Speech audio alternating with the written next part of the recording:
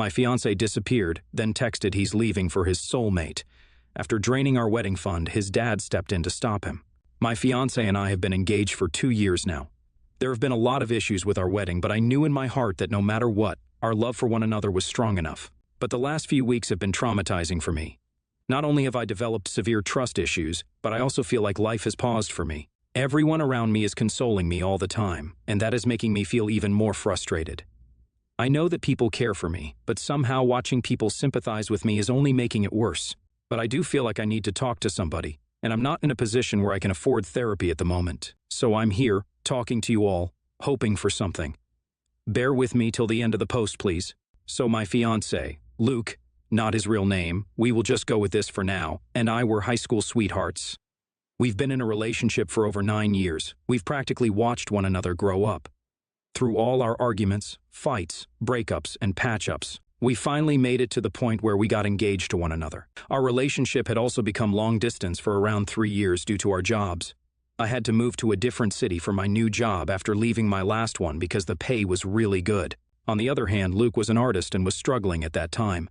I had always believed in him, even when he did not believe in himself. From supporting him emotionally to financially, I always did everything that I could. In my mind, I knew that we were a family. Sadly, this was just my sentiment. Luke had other ideas in his mind. Before we got engaged, I always had extravagant plans for my wedding and hoped to carry them all out. But Luke wanted a really simple wedding because he believed that spending so much money would be a waste. So after a lot of discussions, we decided that we would save up as much as we could, and after that, decide how to properly utilize that money for our wedding and future. It was mostly me saving money at that time. I hoped that it would change once he was settled, but that didn't happen. He started getting successful after some time, but developed a habit of spending too much on unnecessary things. I still remember how we used to have so many arguments because he called my wedding dreams extravagant, while he would spend so much more on useless things. Anyway, I kept on saving and saving as much as I could. I would only buy the necessary things and never spend money on anything luxurious. I would try to save as much money as I could so that we could have a grand wedding. After we got engaged, he kept on delaying the wedding. It was always something with him, but I decided to give him the space that he required. Never did I ever imagine that he had planned on betraying me as he did. With time, I could feel that we were growing as distant as one could. He was always too busy for me.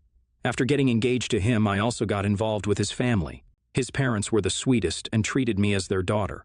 I used to spend way more time with them than with him. Slowly, I started to feel like something was off. I got to know from his younger sister that he was partying on certain occasions when he would lie to me about being busy with work. So one day, I decided to confront him about it. He interrupted me several times and did not even hear me out. He labeled me as a controlling girlfriend who was trying to gain information on him via his family. He said that I was suffocating him and this is not the kind of life partner he wanted. I was hurt by his saying such nasty things to me, but I tried to control myself and understand his behavior. I told myself that he was stressed with everything and I should be more patient with him.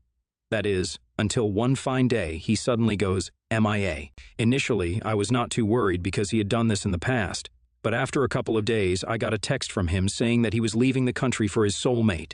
I was so shocked at that message and was trying to understand what just happened when something else caught my eye. So Luke and I shared a joint bank account. All the money that we were saving for our wedding was kept over there, the entire wedding fund, mostly money that I saved over the last few years. As I was looking at his text about his apparent soulmate and his decision to leave the country, I got another notification informing me about the account being drained. Not only had he decided to suddenly leave the country for some woman I had no idea about, but he also took away all of my money. I felt physically sick. I did not know how to react to this. It was like bad things happening to me one after another. My hands were shaking and I did not know what to do, so I decided to call his dad. I was unable to say anything and I started crying badly. He kept on asking what had happened. I sent him a screenshot of the message along with the notification regarding the money. There was no response from the other end for some time, after which his dad took a huge sigh. He started apologizing to me and told me that he would take care of this situation. I just kept on crying while he said that he would do something. The next thing I know, there are messages from Luke, verbally abusing me for involving his family in his mess. He wrote all sorts of nasty things and said that I was a horrible girlfriend and he wanted to get rid of me as soon as he could. I got a call from his father after a while and he said that the money would be transferred back to my account. As for my fiancé, his father said that he was truly sorry and that after everything that happened, I should not be marrying such a man anyway. Everything was happening so quickly that I did not know how to react or what to say to anything. His dad seemed to understand that and said that he would come over and explain everything later. I'm just so heartbroken and upset. I don't know how my life came to this point. How do I deal with this? Update 1. Hey there. Thank you for all the kind comments. As you all can already understand, Luke never really had any plans of marrying me. He was simply using me for my money. His dad made sure that I would get all of my money back. That man went against his son for my sake, and I could not be more grateful. His parents are ashamed of him and have been apologizing to me ever since. As for Luke, he just went on expressing his anger towards me for involving his family. I don't know what to make of this. The audacity of him to expect me to just sit around and be quiet while he takes all of my savings and goes away to enjoy his life with his new girlfriend. I can't understand how I misunderstood this entire situation. I hate myself for blindly trusting someone. Our wedding is off, obviously, and everyone around me is full of sympathy for me, and I feel horrible. I feel like my entire life is ruined. I don't know what to think or what to do. I feel like I've been so invested in having a family with Luke that I never really paid attention to what I wanted outside of my little family. Bubble. I feel so clueless and sad. Luke still has plans on leaving the country to go to the girlfriend of his, who he refers to as his soulmate. Update 2. Alright, I have some news. So, it's been 3 weeks, and my ex-boyfriend is already off to meet his soulmate, only to realize that he had been catfished. I might sound mean for saying this, but I have enjoyed this so much. It felt like karma was hitting him back. The last few weeks have been tough, especially with him texting me all of a sudden, randomly, with so much hate. He is really mad at me because I told everybody about his little affair and his plans on stealing my money. So when I got to know about this soulmate turned catfish thing from his sister, it made me laugh so badly. It started from a genuine laugh to a bitter cry. It's just that I thought that it would make me feel better. Looking at him going through something bad made me feel better for a moment or two, after which it just worsened. I don't know how long it would take for this feeling to go away. Update 3. Hi there. I can't thank you all enough for all these kind words. It makes me feel so good. So many of you leaving such nice comments and giving your views and opinions on this definitely makes me feel very validated. I have been spending some time with Luke's family these days. I had a good bond with them for years. I thought that they would become my in-laws, and I wanted to have a sweet bond with them. And after the way they supported me against their son, my love for them just increased. They have become family, and it felt good to see them on my side. My friends are also really supportive. Most of them who have heard about the situation are interested in gossip. I've been getting so many texts from so many people who never even bothered to talk to me when everything was going all right. I try not to think too much about these people.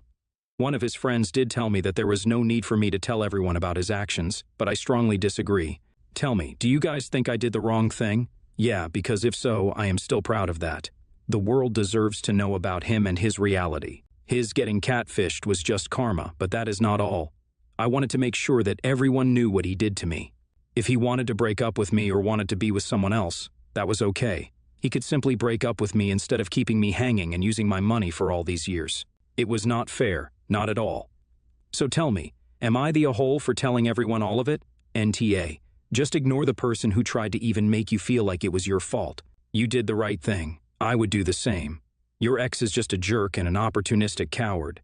He did not dare to break up with you directly, so he did all this drama. You are a great person. You will find someone great for you. NTA. I have to say this. Getting catfished was exactly the karma he deserves. It was the highlight of the story. Also, your ex-father-in-law sounds so sweet. I can't imagine in-laws being this nice, and for you, things will get all right. It will take some time for sure, but it will get all right one day. Next story. I, 24, female, am a bridesmaid, and my friend's 24. Male, we'll call him John, and 25. Female, we will call Sarah, wedding. I've been friends with John since middle school, and me and his fiancé have also become great friends over the 4 years that they've been together. So I, of course, said yes when she asked me to be a bridesmaid. The wedding is in March, and last month we had started discussing bridesmaids' attire. Dresses and shoes have been picked out and ordered, and yesterday all 3 of the bridesmaids, including me and Sarah, were discussing the accessories, and to our surprise, she had already ordered some. It's all gold jewelry. It's beautiful, but the only issue is gold always causes me to break out and become rashy, and she knows this. I told her I couldn't wear it, and she said it was her day and I wouldn't have to wear it for very long, just during the ceremony and pictures.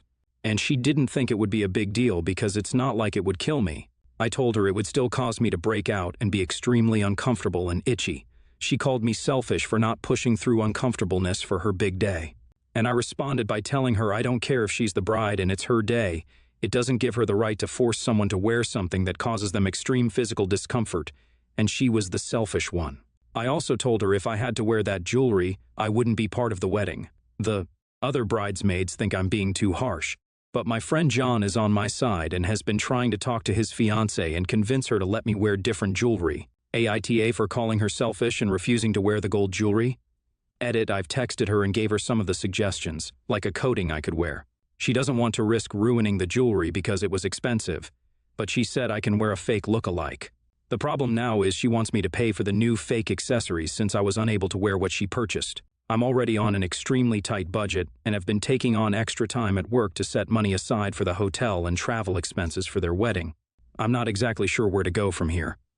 Edit 2, I'm reluctant to pay for the replacement jewelry because she was well aware of my allergy beforehand. We, Sarah, and all bridesmaids had agreed that she would pay for dresses, accessories, shoes, and any other clothing or similar items she would want us to wear. She said we would only be responsible for our hotel, travel, and hair and makeup.